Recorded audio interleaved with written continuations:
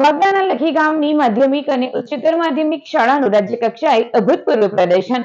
ભરૂચ જિલ્લા કક્ષાની રાસ ગરબા સ્પર્ધા અંકલેશ્વર ખાતે યોજાઈ હતી, જેમાં સરકારી માધ્યમિક અને ઉચ્ચતર માધ્યમિક શાળા લખી ગામની વિદ્યાર્થીનીઓએ પ્રાચીન શ્રેણીના ગરબામાં પ્રથમ ક્રમ મેળવી રાજ્ય કક્ષાએ પોતાનું નામ નોંધાવ્યું હતું. રાજ્ય કક્ષાની પ્રતિયોગિતા 25 નવેમ્બરે રાજકોટ મુકામે યોજાઈ હતી. કુલ 24 ટીમોએ ભાગ લીધો હતો. લખી ગામ સરકારી શાળાની છાત્રાઓએ ઉત્કૃષ્ટ પ્રદર્શન કર્યું હતું.